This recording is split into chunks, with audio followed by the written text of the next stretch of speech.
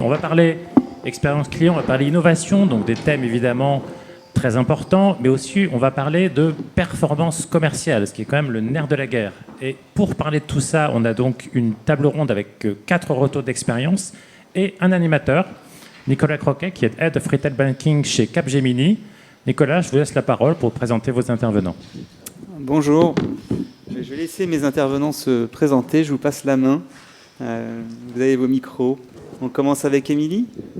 Oui, bonjour, Émilie de Fautreau. Donc moi, je suis Head of Growth et Marketing chez Leocare. Leocare, c'est une start-up dans l'assurance, donc 100% mobile, première assurance qui fait à la fois de l'habitation, de l'auto, moto, mobile, qui a été lancée en 2017. Donc voilà. Emmanuel. Bonjour, donc Emmanuel Simi. Alors moi j'ai en charge la direction du marketing, de la banque digitale et de la communication commerciale chez LCL. Hervé. Bonjour, donc Hervé Brucker. Je suis directeur du marketing, de la communication et l'expérience client chez Orange Bank. Et Arnaud. Bonjour, donc je suis Arnaud Copin, chez Quadient, responsable de l'entité France Benelux. Et Quadient, nous faisons des solutions de gestion de la communication client et l'expérience client. Voilà, on vient du monde de l'éditique, mais tout est maintenant dématérialisé et digitalisé, et on est un des acteurs importants de ce secteur. Donc, je vous propose de parler d'innovation numérique. Derrière ce mot, on met beaucoup de choses. On met de la technologie, on met des parcours clients, des organisations, des plateformes. On parle des modèles BaaS, des modèles BAP, des marketplaces dont on a parlé ce matin. Mais la technologie, on ne la fait pas pour la technologie. On la fait pour servir en fait des critères de différenciation, dont un en particulier qui est très important, voire le plus important aujourd'hui, qui est l'expérience client. Et puis, de la même manière, comme on a présenté tout à l'heure, toute cette innovation, elle doit aussi servir à générer des revenus, à faire du PNB, à apporter de l'efficacité commerciale. Donc je vous propose qu'on commence le débat par une question d'ensemble. On a différents intervenants avec différents secteurs, on va dire, et différentes activités. Je vais vous demander, pour vous, l'innovation numérique dans votre entreprise, qu'est-ce que ça représente? Qu'est-ce qu'on met derrière? Où en sommes-nous?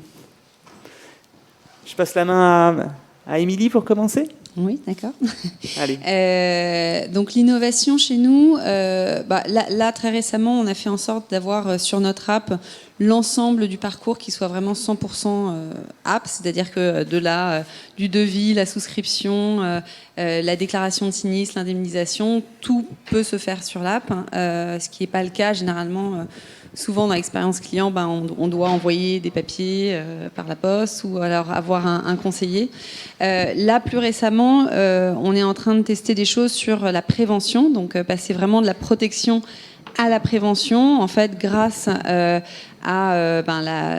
comment est-ce qu'on arrive à récupérer de la data, donc en l'occurrence de 60 sources différentes, pour prévenir du danger quand quelqu'un, par exemple, va conduire ou va prendre la route. Donc ça veut dire aller regarder la météo, aller regarder comment il conduit, la personne conduit, et justement regarder si éventuellement il y a des dangers, et du coup essayer de prévenir plutôt que de juste guérir a posteriori.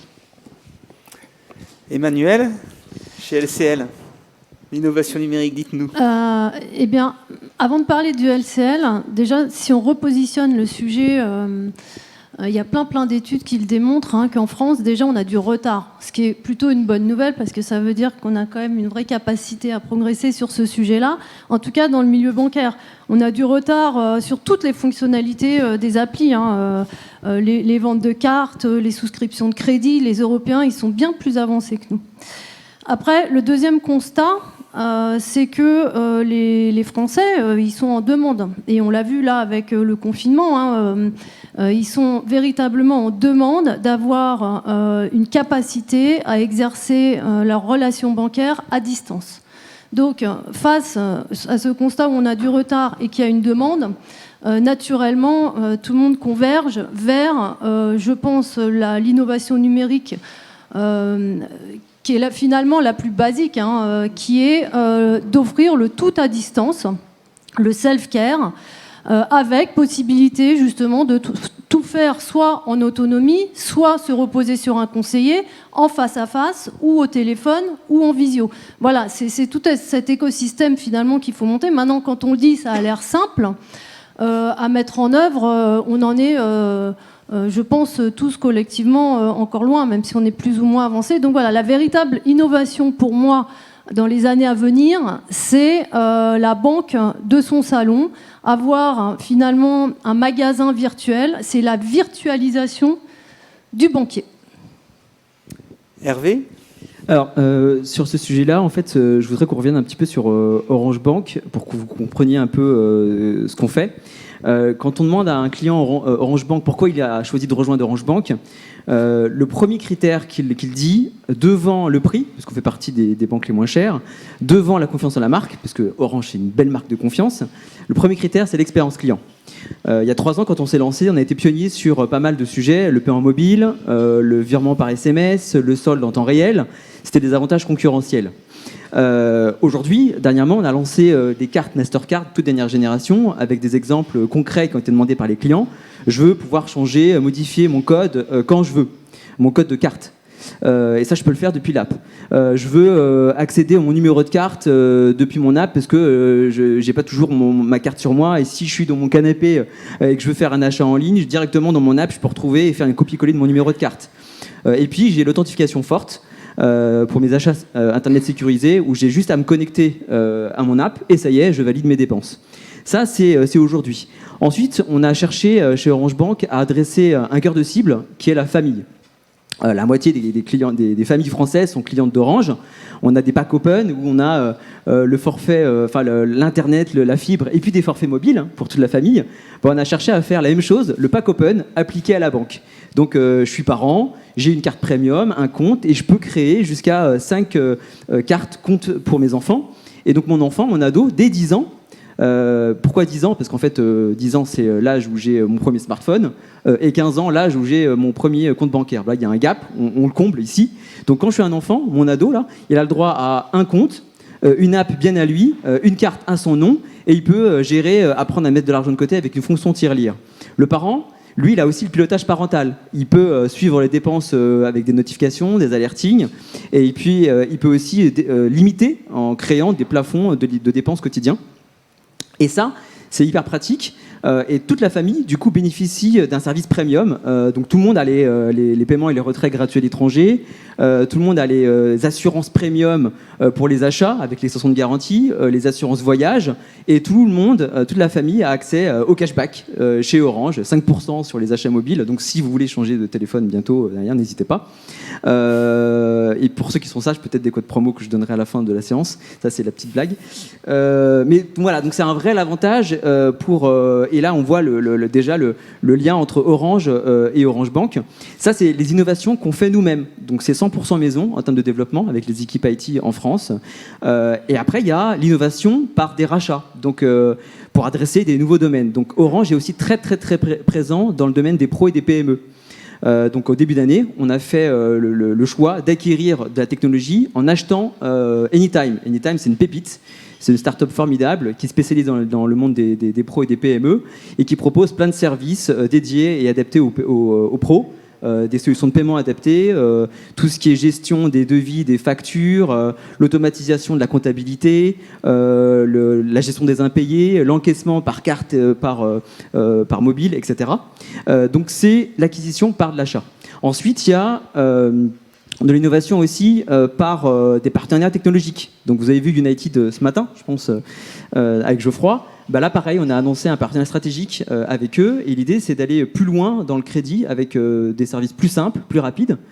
Orange Bank, aujourd'hui, en France et en Espagne, c'est 1 milliard en 2021 de production derrière. Mais on va aller plus loin en ouvrant le canal à des prospects. Aujourd'hui, je ne peux pas, quand je suis un non-client Orange Bank, venir souscrire un crédit. Donc, je vais pouvoir le faire. Et qu'est-ce qu'on va faire avec United ? Donc, on va rester Orange Bank, l'opérateur. Donc, mon équipe va continuer à concevoir les offres. On va continuer à gérer le parcours client de A à Z. Mais on va utiliser la technologie de United pour les équipes middle et back-office derrière. Et United va nous apporter, par exemple, l'agrégation de comptes. Avec l'agrégation de comptes, je peux rapatrier en 3 clics l'historique bancaire et mon client qui vient demander un crédit chez Orange Bank, il va avoir moins de justificatifs à demander, à uploader. Il va avoir un parcours facilité. Et puis moi, je vais avoir plus de chances de lui octroyer un crédit parce que je vais mieux le connaître. Et donc ça, c'est puissant. Et c'est comme ça qu'on fait l'innovation chez Orange Bank. Donc nous-mêmes, par des achats de compétences de start-up, par exemple, et ou des partenariats technologiques. Arnaud, dans la gestion documentaire, l'innovation, ça se matérialise comment ? Alors, c'est dans les établissements financiers, qu'ils soient les banques, les assurances ou les banques privées, comme on a vu en fin de matinée, quels sont les moments clés où il faut innover digitalement ? Moi, ce que j'observe, c'est qu'il y a un premier moment clé qui est l'onboarding, cette première relation avec le client, comment va se passer cet engagement avec le client. Et puis, il y a un deuxième moment qui est celui du suivi régulier de la relation avec ce client. Et comment vont donc se passer ces communications ? Donc là, ce qu'on observe, nous, chez nos clients qui utilisent les solutions de Quadient, c'est justement ce chemin du monde historique de l'établissement financier vers un monde 100% digital, mais tout en gardant un lien avec le monde du papier à chaque fois que nécessaire. Alors, je voudrais illustrer par un cas précis. Cette transformation digitale des établissements financiers, c'est celui des contrats. On voit bien, et je l'ai encore il y a quelques mois signé un contrat de prêt en multi-signateur. J'ai reçu plusieurs fois par email des PDF que j'ai dû imprimer, que j'ai dû scanner, que j'ai dû renvoyer. Et comme il y avait une erreur sur le contrat, le processus a été fait 3 fois. Donc 3 fois fois 3 signataires fois 15 pages. Je vous laisse calculer le nombre de pages et ce que ça représente. Il faut savoir qu'aujourd'hui, on peut tous, et les banques commencent à le mettre en place le processus contractuel de A à Z, complètement dématérialisé. La signature électronique, c'est la cerise sur le gâteau, mais ce qui va compter, c'est tout ce qu'il y a avant. C'est comment va-t-on avoir, dans une bibliothèque de contrats, de modèles, pouvoir prendre le bon modèle, l'ajuster éventuellement en agence ou au téléphone avec le client, avec les éléments qui lui concernent, lui envoyer pour signer, récupérer et archiver, signature digitale, tout ça en étant 100% en conformité avec la réglementation et 100% en sécurité. Voilà, nous on voit ce chemin qui est à ce moment pour une priorité pour les clients et on les accompagne dans ce sens-là. Voilà. Parfait. Aujourd'hui, on se rend compte que les usages ont beaucoup d'importance dans l'innovation et que c'est peut-être eux-mêmes qui pilotent et qui drivent, on va dire, l'innovation. En tout cas, les clients ont un rôle par ces usages et on est plus dans de l'adaptation à leurs demandes, à leurs attentes. Aujourd'hui, comment on fait pour s'adapter aux usages des clients ? Qui veut commencer sur ce sujet ? Allez. Non, en effet, je pense qu'on parlait tout à l'heure, je crois Emmanuel parlait de flexibilité. Je pense que voilà, c'est vraiment être extrêmement flexible et leur offrir des choses en temps réel. C'est-à-dire que, par exemple, quand on a une assurance moto et que on se rend compte qu'on va partir en vacances en laissant sa moto gentiment dans le garage, on n'a pas forcément envie de payer plein pot son assurance. Donc, comment est-ce qu'on va réfléchir ? Donc, bien sûr, en identifiant ce type de besoin. Nous, je sais que chez Leocaire, on a des développeurs qui sont des motards, donc on a pris ces personnes-là qui connaissaient bien le sujet, et du coup de créer des périodes d'hivernage pendant lesquelles on peut choisir les périodes pendant lesquelles on ne va pas utiliser sa moto, elle va rester dans un garage, et du coup, on va pouvoir payer moins cher. Et d'ailleurs, pendant le Covid, on a eu plein de demandes pour la même chose, pour l'assurance habitation. Voilà, comment est-ce que j'adapte, donc voilà, ma réponse est plutôt en étant extrêmement agile, très proche des attentes consommateurs et en arrivant à leur donner la maîtrise à nos assurés en tout cas et à réagir en temps réel en fait. Emmanuel ? Je partage assez. En effet, l'instantanéité, ça c'est absolument clé. Derrière, ça veut dire qu'on doit avoir une vitesse d'exécution en adéquation aussi. C'est ça tout l'enjeu dans l'innovation également. Quand on parle d'instantanéité, comment je peux l'illustrer au LCL, par exemple, on a développé un crédit conso où on peut souscrire de bout en bout en 15 minutes et avoir de bout en bout en dématérialisé et à distance donc en quelques minutes, avec possibilité, et c'est là, je trouve, tout l'intérêt des modèles tels que les nôtres, avec la capacité de se raccrocher à un conseiller, entre guillemets, helper. Où donc on a c'est le digital à l'état de l'art rehaussé par l'homme. Voilà. Ça, c'est la première réponse que je peux faire. Et ensuite, il y a un autre bout aussi qui est absolument clé dans les besoins que nous expriment nos clients, c'est la personnalisation. Évidemment, nous tous, on en a marre qu'on nous écrive une communication de masse qui ne nous concerne, où on ne se sent pas concerné en tout cas. Pour ça, ça veut dire qu'aujourd'hui, on a une ingénierie de la data qui est extrêmement puissante, donc l'IA, le prédictif, etc. Donc on commence à utiliser de façon forte. Quand je dis utiliser, derrière, ça veut dire qu'il faut l'exploiter. Ça, c'est encore un autre sujet. Et aujourd'hui, les questions qui se posent autour de la data, c'est de se dire finalement comment je peux faire mieux avec moins. Parce que il y a une utilisation un peu frugale de la data qui va arriver de plus en plus, puisqu'il y a des gestions des consentements qui sont resserrées, enfin, une qualité, une fiabilité de la donnée qui est requise. Et donc, je crois que tout l'enjeu, c'est de non seulement bien exploiter la data, ce que nous, banquiers, on a encore des marges de progression aussi, parce qu'on a énormément de données trop peut-être, oui, donc c'est pour ça que voilà, il y a une notion de frugalité, d'exploitation et qui permet et qui serait au service de nos clients, puisque évidemment bien exploité, ça permettrait de répondre de façon très très personnalisée. Et là-dessus, on est relativement avancé quand même.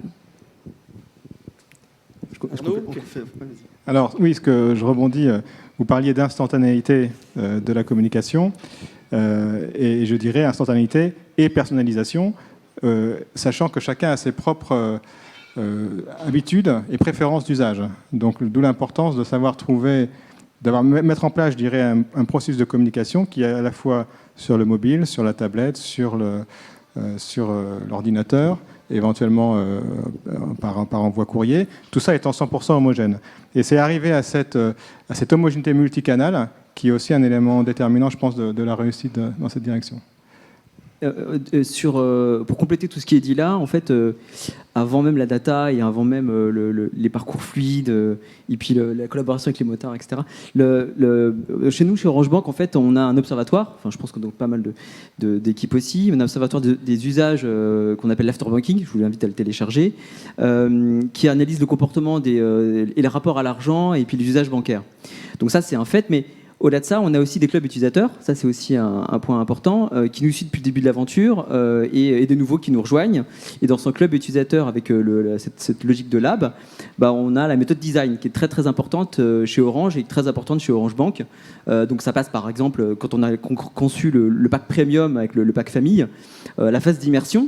On fait des recherches utilisateurs, on fait de l'observation. Par exemple, pendant un mois, on a demandé à des parents, à des adolescents de s'exprimer sur comment ils gèrent leur argent de poche, comment ils donnent cet argent de poche, pourquoi, quels sont les pain points derrière. Ensuite, on a les interviews, des focus group. Vient ensuite la phase de co-idéation pluridisciplinaire. C'est que je réunis autour de la table les équipes IT, les équipes experts relations clients, les équipes du terrain, les équipes produits, les équipes conformité juridique aussi, sécurité. Et on imagine ensemble le futur parcours, les futurs écrans, les offres, et après, une fois qu'on a les prémices, on les confronte en co-création avec les clients, et on dessine avec eux, on réajuste les paramètres, et après vient la phase de test, d'implémentation avec les ambassadeurs, et chez Orange, on a des grilles très strictes qui valident le NPS de chacune des touchpoints du parcours ou des offres qu'on crée, et dès lors qu'on a atteint un niveau satisfaisant, et seulement si on a atteint ce niveau satisfaisant, on met en marché, et après vient la phase de démarche itérative où on continue à faire évoluer le produit. Et ça fonctionne, parce que au démarrage des offres d'Orange Bank, bon, j'étais pas là, mais en tout cas depuis 2 ans que je suis là, ça se passe très bien. On a un NPS qui continue à progresser énormément. Aujourd'hui, on a un NPS qui est autour de 41.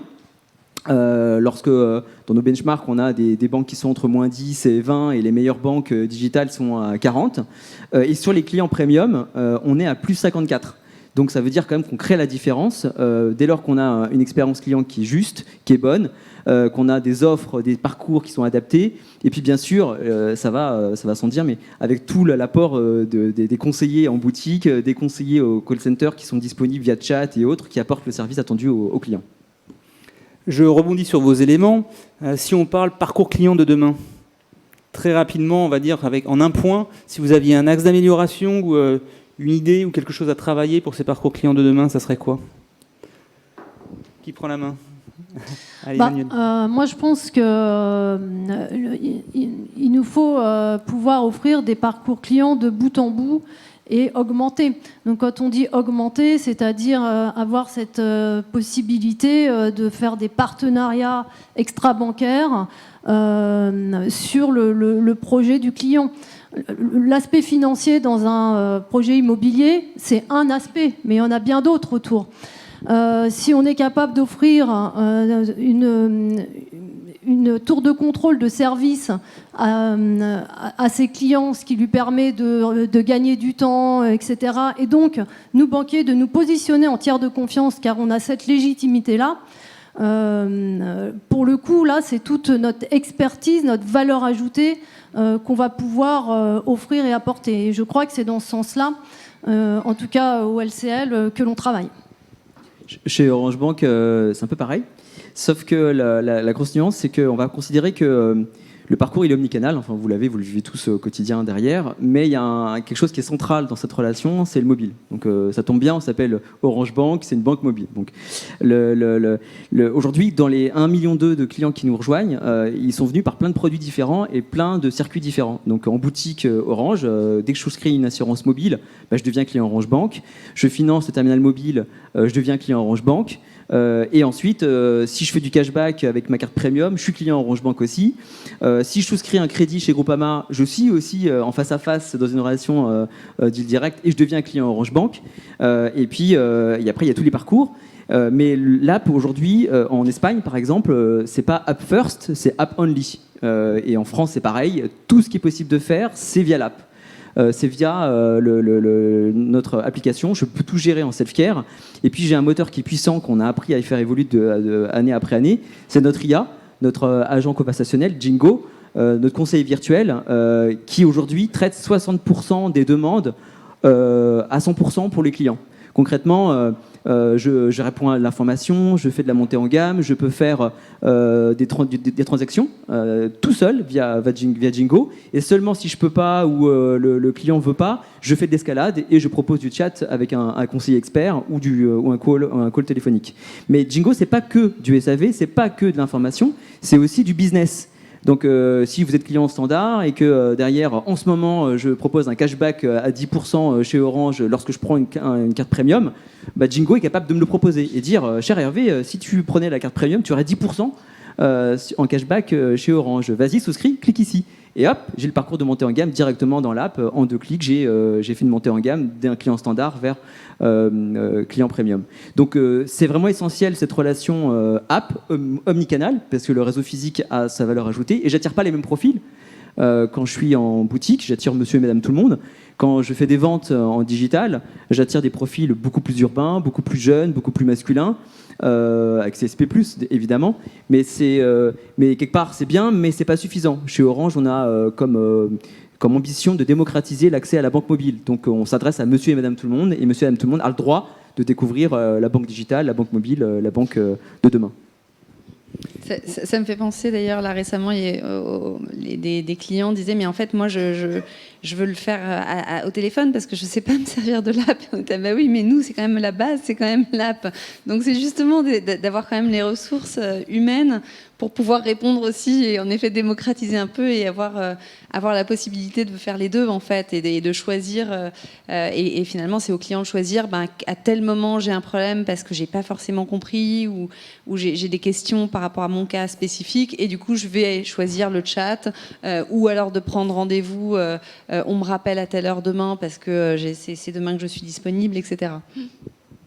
Alors, allez-y Arnaud. Oui, je peux illustrer aussi en termes de parcours client une innovation qu'un de nos clients du monde de l'assurance a partagé avec moi, que je trouvais intéressante pour créer des ponts entre les canaux. Mais des ponts pas forcément auquel on ne pense pas a priori, et notamment un pont entre le papier et le digital.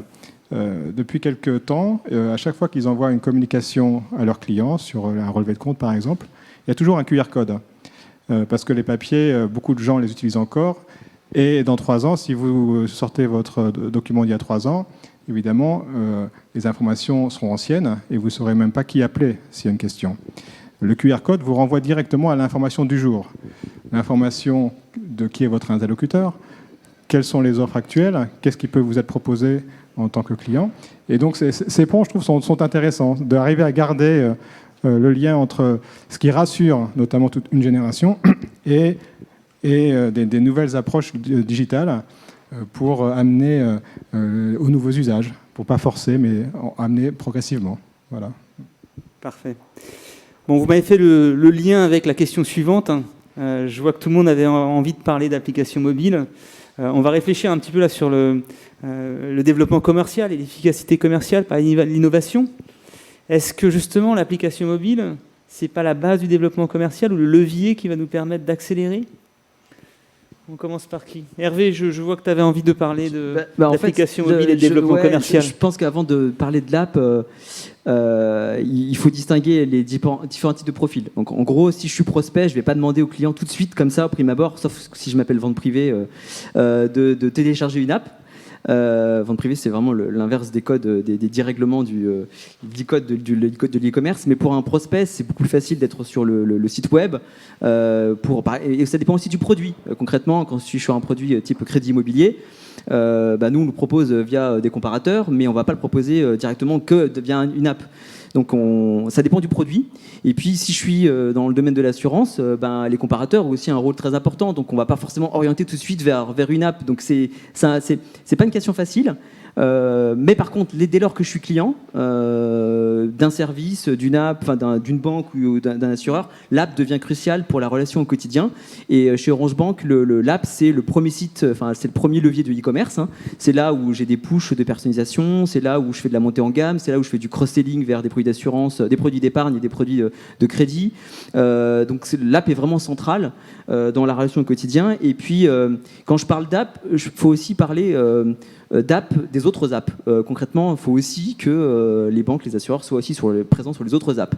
Dernièrement, on a fait des tests assez concluants sur les apps type TikTok, etc. Donc, ou Twitch en termes de plateforme. Donc, c'est important d'être présent là où sont nos clients, sur notre app, mais aussi sur les apps des autres, et proposer des contenus pertinents et faire du social commerce derrière.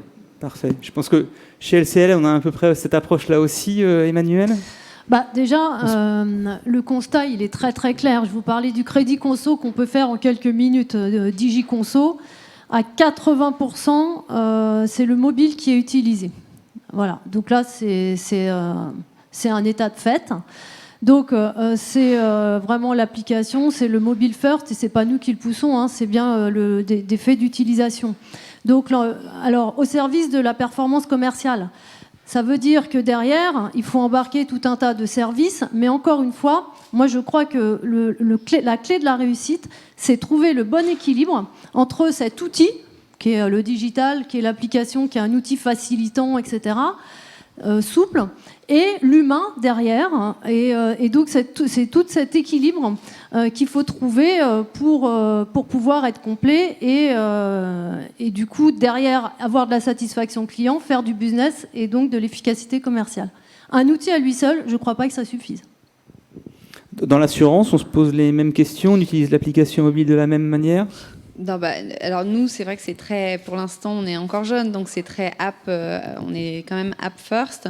Après, il y a un autre sujet qui est justement comment est-ce qu'on utilise l'écosystème via des partenariats et comment est-ce que on s'intègre à d'autres écosystèmes. Donc, par exemple, Omeus qui fait de la télésurveillance, comment on a une API qui va permettre de complètement s'intégrer à leur parcours et du coup, voilà, au final, ça reste des clients Leocare, mais ils sont arrivés quand même via Omeus qui fait de la télésurveillance et c'est vraiment totalement intégré, c'est pas du tout de la marque blanche. Donc ça, c'est aussi un axe, je pense, qui est assez intéressant pour nous. On fournit un service. Voilà. Autre question par rapport à... On va revenir un petit peu sur l'expérience client et sur vos organisations internes. Aujourd'hui, comment on fait? On sait que ça bouge tous les jours, qu'il faut être à l'écoute des clients, vous l'avez dit, qu'il faut s'adapter aux usages, il faut être en écoute permanente. Comment on fait pour garantir une amélioration continue de cette expérience client? Qui commence? Allez, Emmanuel. Je suis en train de réfléchir en même temps. Déjà, les critères discriminants de la satisfaction client, ils sont de l'ordre émotionnel, c'est-à-dire que la banque, elle doit surprendre. Voilà. Donc, derrière, ça veut dire être capable d'adresser une bonne communication au bon moment, pertinente, qui puisse surprendre. Donc, toute la gestion de la data, etc., dont on a parlé tout à l'heure. Et elle doit drainer un peu d'émotion, ce qui n'était pas le cas avant. Avant, un PEL, c'était un PEL. Aujourd'hui, c'est plus le cas. Donc, pour répondre à votre question, là, je crois qu'on arrive dans des vrais changements de posture, posture du conseiller, qui devient un conseiller, finalement, coach, avec beaucoup plus d'appétence un peu cognitive, rentrer vraiment en contact de façon un peu différente avec les clients, versus avant où on était beaucoup plus dans un conseiller transactionnel, si je peux faire le parallèle. Émilie? Oui, non, mais je suis d'accord. Après, je pense que nous, par exemple, pour améliorer la satisfaction client, on a l'IA qui va nous permettre de prévoir à quel moment est-ce que les clients vont le plus nous appeler. Comme ça, on peut vraiment bien répondre à leurs questions. Après, c'est ce que disait Hervé, sur toute la connaissance, tester, parce qu'on a des ambassadeurs, en effet, qui vont tester en permanence le produit, faire de l'A/B testing. Enfin, voilà, ça me paraît être un peu la base de la connaissance client, quoi. Après, c'est en effet anticiper au maximum pour ne pas avoir de failles dans le système et pouvoir répondre le mieux possible aux clients. Donc écoute client mêlée aux outils prédictifs et à l'utilisation de l'intelligence artificielle. Ouais. Ce que j'ai fait chez Orange Bank il y a 2 ans quand je suis arrivé, c'est plutôt d'avoir des profils que bancaires pour la partie expérience client.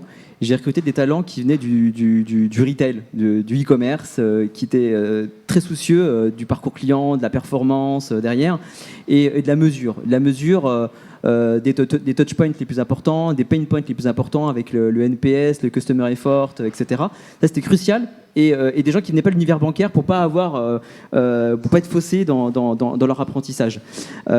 Ensuite, j'ai renforcé l'équipe expérience client pour que la direction ait une vision vraiment plus large que ce qu'elle n'avait à l'époque. Donc ça va de la partie recherche utilisateur, en passant par la mesure, les UX, les UI, et puis la main aussi sur les évolutions, sur l'app et tout ce qui est agent conversationnel. Donc c'était important d'avoir ce périmètre aussi large pour avoir une vision cohérente. Et puis les équipes CX interviennent en chapter leads, vous savez, un peu en mode matriciel, comme ça, chaque fois qu'on a un projet derrière, ils viennent en experts pour garantir le bon niveau d'expérience client. Et ça d'une manière multicanale. L'expérience client qui est faite en boutique, l'expérience client qui est faite chez nos partenaires, et bien sûr sur l'app Orange Bank. Ça, c'est le premier point. Ensuite, deuxième point, il y a la satisfaction client. Elle est dans la rémunération variable de tous les collaborateurs, du front jusqu'au back. Et on communique très très régulièrement auprès des collaborateurs sur le niveau de qualité de service.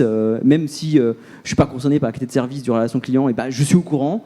J'ai des communiqués et j'ai des interventions et des visios, encore plus en mode confinement. Toutes les 2 semaines, on avait des rendez-vous avec les managers, avec les conseillers. Et moi-même, régulièrement, on fait des meetings avec les collaborateurs, tous les membres du CODIR, enfin du COMEX d'Orange Bank. On rencontre les collaborateurs qui n'ont rien à voir avec le métier, direct ou indirect, et on parle relations clients, on parle NPS, on communique sur les résultats, les performances. Et troisième point, j'ai mis en place un comité chaîne de valeur. Qu'est-ce que c'est ? C'est un comité qui est réuni avec l'impulsion des product owners, des product managers de mon équipe, l'ensemble des gens qui contribuent directement ou indirectement à la chaîne crédit, à la chaîne paiement, à la chaîne banque au quotidien, à la chaîne épargne, etc. Et on a les gens de la conformité, on a les gens des équipes IT, on a des gens du back-office, etc. Et on contribue tous ensemble et on passe en revue l'équipe IA est clé. et on priorise ensemble le backlog pour faire évoluer l'expérience client. Et on s'assure ainsi d'une vision PNL, une vision bout en bout de l'expérience client. Quand je dis PNL, c'est quelle est la rentabilité du business, qu'est-ce qu'on gagne, qu'est-ce qu'on perd avec les coûts d'acquisition ici, et comment ça se génère en flux côté SAV. Et puis derrière, on a une vision commune et partagée et des concessions qui s'est faites de part et d'autre, et la communication est fluide. Donc c'est important, cette vision transversale à animer. On ne peut plus raisonner en silo comme avant. Création d'une valeur collective. Exactement. Arnaud ? Voilà, je vais rebondir en parlant aussi de la dimension des collaborateurs dans l'expérience client. Parce qu'effectivement, le digital prend de la place. Et quelle va être la place du collaborateur dans l'amélioration de l'expérience client? Et on voit que ça bouge beaucoup. On a parlé de care plus que de transactionnel. Et un de nos clients nous disait, on suivait justement avec des KPI les performances, la satisfaction suivant les interlocuteurs. Et on voyait que ceux qui, plus on passait de temps, plus un collaborateur passait du temps avec le client au téléphone, plus le niveau de satisfaction était élevé. Et c'est donc pas le nombre d'appels qui est une référence. Et on voit que il faut en prendre vraiment conscience pour mesurer que l'expérience client, c'est un tout, et l'attente relationnelle augmente au fur et à mesure que le digital s'impose. Et voilà. J'ai envie de vous poser une dernière question, si vous me le permettez. Aujourd'hui, l'innovation, elle ne vient pas forcément de la banque assurance. On s'inspire d'autres secteurs, on s'inspire d'autres mondes, des fois de ce qui existe dans le groupe aussi, avec d'autres activités. Qu'est-ce que vous voyez, vous, comme transfert de technologie ou d'innovation de manière générique qui arriverait d'autres secteurs? Où est-ce qu'on peut aller regarder? En fait, moi j'ai une réponse mais inverse à votre question. C'est-à-dire, je me dis, nous banquiers, on a quand même capacité à mutualiser beaucoup de choses. Par exemple, alors après c'est les débats. Est-ce que voilà, quel est notre rôle? Mais on pourrait mutualiser tout ce qui tourne autour du KYC, par exemple, où on est voilà, on a des puissances de feu en termes d'information et de technologie pour traiter la connaissance client, en termes d'industrialisation de tout ce qui est octroi de crédit, toutes ces grosses machineries comme ça. Il y aurait vocation. Alors après, je me dis à quoi ça servirait? Ça servirait tout simplement à faire de la finance intégrée, peut-être, de la finance intégrée dans d'autres domaines qui ne sont pas financiers. Donc ne faisons pas de complexe. Les autres secteurs peuvent aussi aller chercher l'innovation dans la banque et l'utiliser via les API, par exemple. Et après, au-delà de la data, parce que tout à l'heure, je crois que tu parlais d'émotionnel. Voilà, par exemple, moi, je suis chez Léocard depuis 2 mois, mais avant, je me suis occupée du marketing Europe de Mythique, et avant ça, des petits fruits d'Oasis. Donc, comment est-ce que aussi, via justement toute cette connaissance un peu de comment est-ce qu'on a un discours peut-être un petit peu plus émotionnel, et comment est-ce qu'on peut l'amener à des secteurs comme la banque ou l'assurance. Donc voilà, au-delà de la technologie, je pense qu'il peut y avoir aussi d'autres sujets de ce type. Moi, je peux te parler de l'univers telco et l'univers bancaire. Orange Bank, voilà, c'est ça. Oui. Il y a déjà ce mix, ce maillage. Alors déjà, qu'est-ce qu'apporte le telco à la banque? Quand on a lancé la banque, il y avait la confiance en la marque. Ça, on parlait d'émotion et de confiance. Dès qu'on se lance et qu'on s'appelle Orange Bank, tout de suite, ça crée de la confiance. Ensuite, il y a le portefeuille client et la réseau de distribution, mais ça, c'est un détail. Après, il y a les bénéfices croisés dont j'ai parlé, le cashback. Si vous n'avez pas compris que je faisais du cashback chez Orange Bank, je ne sais pas. Mais ouais, voilà, c'est ça. Voilà. Et ensuite, il y a la data. Même le telco apporte la data à l'univers bancaire. On en parlait au déjeuner, c'est pour ça que je trouve intéressant d'en parler. On a l'impression quand on est banquier qu'on a plein de data, qu'on sait l'utiliser et l'exploiter derrière. Alors en fait, on exploite la donnée telco. Comment ça fonctionne? J'ai le telco qui me donne, donc Orange qui me donne un score sur le comportement, le profil, est-ce qu'il paye ses factures ou pas, etc. Et grâce à ça, je peux octroyer des services à des prospects. Par exemple, l'ouverture du compte, le découvert, le débit différé, etc. Et ce qu'on s'aperçoit, c'est qu'en refusant 30% des clients Orange, j'ai 80% du risque qui est là. Donc du coup, la donnée telco, elle est très puissante. Et dans certains pays, en Roumanie par exemple, ou d'autres, la donnée telco elle a plus de valeur encore que la donnée bancaire, parce que nos clients ne nous disent pas tout, et puis il y a de la fraîcheur de la donnée qui est pas la même. Donc la donnée telco elle est très très puissante. Évidemment, j'ai pas tout le détail, mais j'ai juste un score. Et ce score, on l'optimise entre les équipes data et les équipes d'Orange et d'Orange Bank. Ça, c'est un exemple de ce qu'apportent en termes de techno et en termes de services les deux environnements. Et après, qu'est-ce qu'apporte la banque au telco ? Des liens plus forts pour éviter le côté commodité juste d'une ligne téléphonique derrière. Avec la banque, je crée l'intimité, je crée de la fréquence d'usage, je crée du quotidien, un peu plus d'émotionnel. Donc on est loin encore de mythique et autres derrière, mais voilà, on commence à créer un rapport différent avec son client. Ça améliore l'image d'Orange aussi. Donc ceux qui connaissent Orange Bank, qui en apprécient les services, ont une meilleure image côté innovation d'Orange. Donc on contribue aussi à ça, c'est important. Et puis après, on gagne en satisfaction client. Donc ceux qui sont clients telco, banque, ils sont plus fidèles, ils sont moins churneurs, ils sont plus actifs, 2 fois.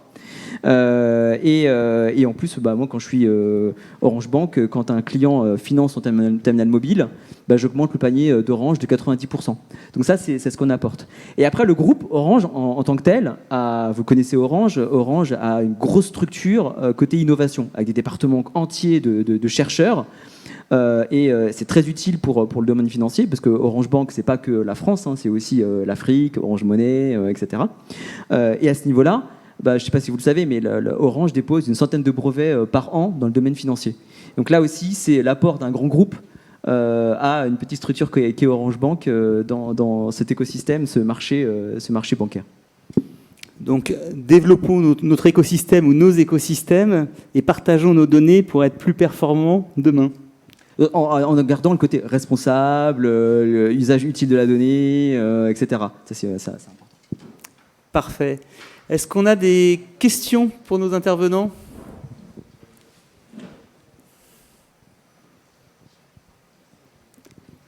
Est-ce qu'il y a des questions dans la salle ? Le déjeuner a fait son effet. Si on a une question, premier rang. C'est les élèves sérieux au premier rang, c'est pour ça.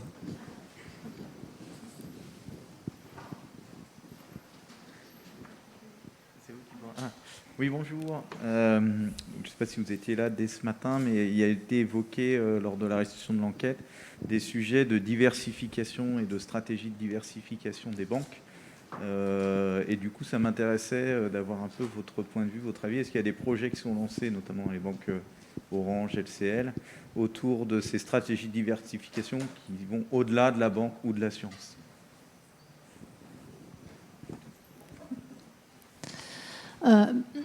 Alors, quand on dit stratégie de diversification, il y a déjà un pan dont je vous ai un petit peu parlé autour des parcours. C'est-à-dire ne plus arriver avec un produit, mais avec un ensemble de solutions bancaires et extra-bancaires. Si je donne un exemple, là, on est en train de faire un dispositif, et du coup, j'appelle plus ça un outil, mais un dispositif qui s'appelle Trajectoire Patrimoine, qui permet à un client de mettre tout son patrimoine et d'avoir une vision globale prospective, mais et avec des options qui lui sont offertes sur un tas de dimensions autres que la banque. Sur la fiscalité, sur la transmission. Donc, on ne s'éloigne pas voilà, mais c'est pas le cœur du métier du banquier. Donc, il y a ce pan-là qui est extrêmement important et qui va se développer. C'est de la complémentarité. Ouais, tout à fait, de la complémentarité. Ouais, c'est ça. Et je crois que d'ailleurs c'est le sort de toutes les entreprises bancaires et pas bancaires. On voit toutes les grosses entreprises du CAC 40. Aujourd'hui, on prend EDF, ils ont leur compteur et tout un tas de services autour. Enfin, c'est bien la loi du marché qui veut ça et les banques aussi. Et c'est dans l'intérêt du client finalement. Voilà. Donc la diversification là. Après. Il y a tous les sujets autour de...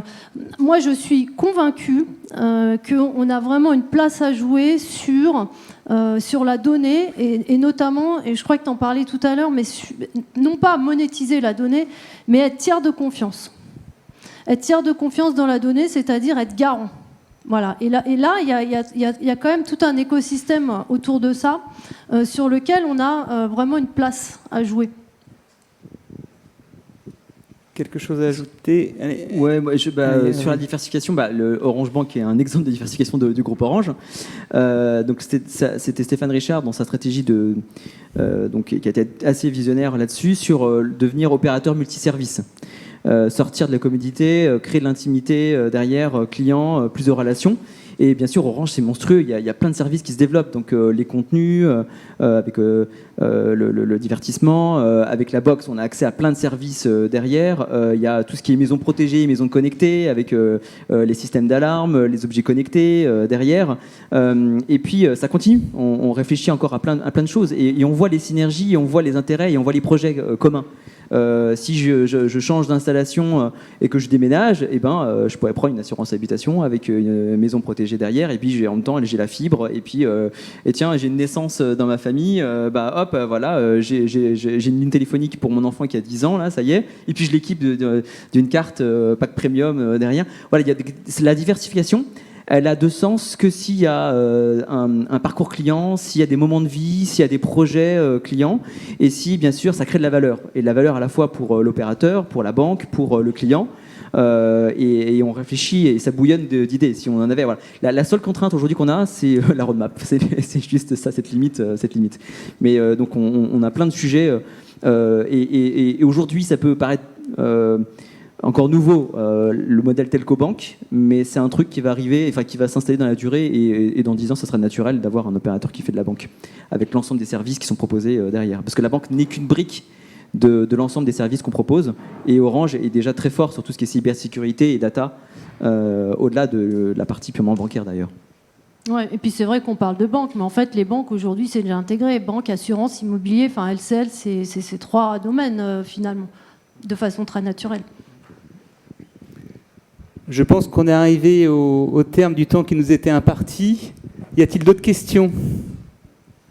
Alors, il y a des questions dans le public connecté à distance, notamment une question sur l'identité numérique. Alors, c'est un thème qui a été un petit peu abordé déjà, mais notamment sur le fait de pouvoir créer une identité numérique des personnes afin qu'il n'ait pas à recharger les mêmes pièces justificatives à chaque demande, à chaque process.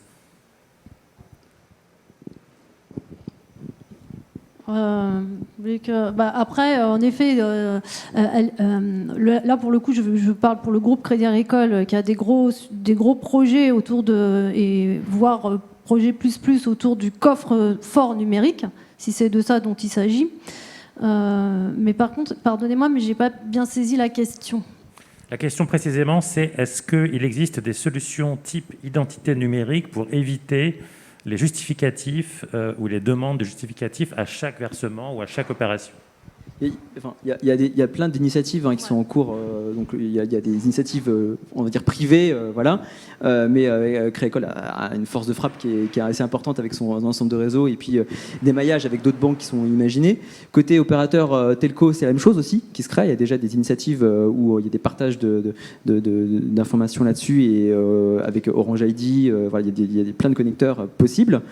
Et puis après, il y a des exemples, c'est des protocole similaire à France Connect quelque part, mais appliqué à d'autres univers différemment. Mais nous, concrètement, on le fait déjà pour le client. C'est-à-dire qu'un client Orange qui vient souscrire un produit Orange Bank, il passe par un parcours automatisé et simplifié puisqu'il est client Orange. Mais il y a des solutions qui sont en cours où même un client d'un opérateur concurrent, je ne peux pas les citer, ils peuvent automatiquement demain avoir un parcours automatisé et montrer patte blanche. Mais avec les services d'agrégation de comptes, avec les services d'identité numérique qui se développent, évidemment que ça va révolutionner le domaine et qu'on va avoir des nouveaux parcours à créer et à imaginer derrière. Et pour aller même bien plus loin, parce qu'un coffre-fort numérique, ça embarque plein de trucs, y compris les bulletins de salaire. Voilà, c'est un ensemble d'informations. Et là aussi, je reviens sur ce que je vous disais tout à l'heure, notre positionnement de tiers de confiance. Et là, vraiment, encore une fois, là-dessus aussi, on est absolument convaincus que c'est le devenir aussi des banques de se positionner parce qu'on sera tiers de confiance sur les coffres-forts numériques notamment. Donc, c'est vrai que c'est une vraie tendance. On arrive au terme de cette table ronde. Je tiens à remercier donc Émilie, Emmanuel, Hervé et Arnaud pour nous avoir partagé leur vision et puis la richesse de tous les éléments qu'ils ont pu mettre dans ces réponses. Merci. Merci beaucoup. Merci.